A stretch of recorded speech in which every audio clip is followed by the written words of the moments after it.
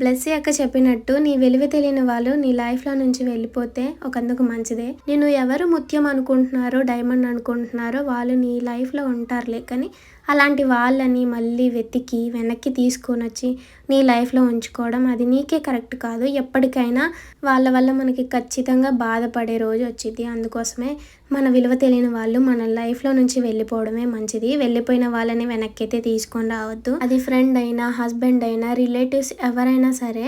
So నేను పలానా వాళ్ళని అయితే ఇంక్లూడ్ చేయట్లేదు. కొంతమంది మనుషులకి మనం చేసిన మంచి అస్సలు కనపడదండి. 100 సార్లు మంచి చేసి ఏదో మనకి కాని టైంలో చిన్న చెడు చేసామనుకోండి, ఇంకా చూడండి ఇంకా చెడు చేసింది అని చెప్పేసుకుంటారు. కానీ 100 సార్లు చెడు చేసిన వాడు ఒక్కసారి మనం చేస్తే అబ్బా నన్ను ఇలా మెచ్చుకున్నాడు, నాకు ఇలా మంచి చేశారని భలే చెప్పుకుంటారు. సో అలాంటి రోజులలో ఉన్నాం మనం. సో అందుకే ఎవరి గురించి పట్టించుకోకూడదు, ఎవరికి మంచి చేయకూడదండి. ఇవాళ రేపట్లో మంచి చేస్తే అది మనకే వచ్చి చుట్టుకుంటుంది చెడుగా. ఏం చేయాలక్క మంచి లెక్చర్స్ ఇస్తున్నావు అని అనుకుంటున్నారా?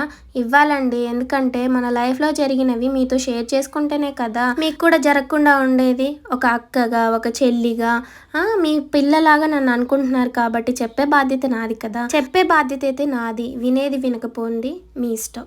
ఒక మాట చెప్పాలంటే don't judge book by its cover. ఏం చేయాలక్క ఇంగ్లీష్లో మాట్లాడుతున్నావు? ఏదో మీద ఇప్పుడిప్పుడే నేర్చుకుంటున్నాను, నాకు కూడా వచ్చు, కానీ నాకు ఇంగ్లీష్ మాట్లాడాలంటే చాలా భయం. ఎక్కడైనా మిస్టేక్ అయితే అందరు చూసి నవ్వుతారనేసి, కానీ నాకైతే చాలా బాగా అర్థమవుతుంది. తిరిగి మాట్లాడాలంటే భయం, ఎందుకంటే చెప్పాను కదా అందరికీ లక్ ఉంటుంది, కానీ నా లక్ అయితే నన్ను ఎప్పుడు వదిలిపెట్టి వెళ్ళిపోతూ ఉంటుంది. ఒక మాట చెప్పాలంటే నాకు అసలు లక్కే లేదు. అబ్బబ్బా ఏం జరిగిందో చెప్పకుండా లక్కు లేదు గిక్కు లేదు అని అంటుంది మా శైలక్క. చెప్తా ఆగండి. మేము 2 months బ్యాక్ అయితే రేషన్ కార్డ్కి అప్లై చేసాము. మా వెనక పెట్టుకున్న వాళ్ళకి అందరికీ వచ్చేసాయండి. అప్లై చేసి 10 days అవుతుంది, వాళ్ళకు కూడా వచ్చేసాయండి. మేము 2 months బ్యాక్ పెట్టుకున్నాము, మాకైతే రాలేదు. సో ఎందుకో ఏమో తెలియట్లేదు. రేపైతే మండలం దగ్గరికి అయితే వెళ్ళాలి. నా లైఫ్లో వరస్ట్ ఇయర్ ఏదన్నా ఉందనంటే 2025, నెక్స్ట్ 2018 అనమాట. ఈ ఇయర్లో అయితే నాకు అస్సలు కలిసి రాలేదు. 2018 ఏంటి శైలు అసలు ఏం జరిగింది అని అనుకుంటే, నా మ్యారేజ్ అయింది ఆ ఇయరే కాబట్టి. సో ఆ ఇయర్ ఈ ఇయర్ లేకుండా ఉంటే చాలా బాగుండేది. అదిగో మళ్ళీ ముందుకు వచ్చింది మా అక్క. ఏమైంది శైలక్క చెప్పు అని అనుకుంటున్నారా ఫ్రెండ్స్?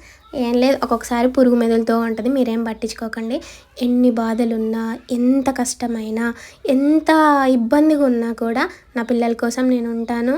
ఇలాగే ఒక స్ట్రాంగ్ మదర్గా, ఒక స్ట్రాంగ్ విమెన్గా నా వర్క్ నేను చేసుకుంటూ ఏ స్టేజ్లో ఉండేదాన్ని ఏ స్టేజ్కి ఎదిగానో అది చూపిస్తాను. నన్ను తక్కువ చేసి మాట్లాడే ప్రతి ఒక్కరికి గుణపాఠం చెప్పే రోజు వచ్చింది. Wait and see. నాకు కష్టపడి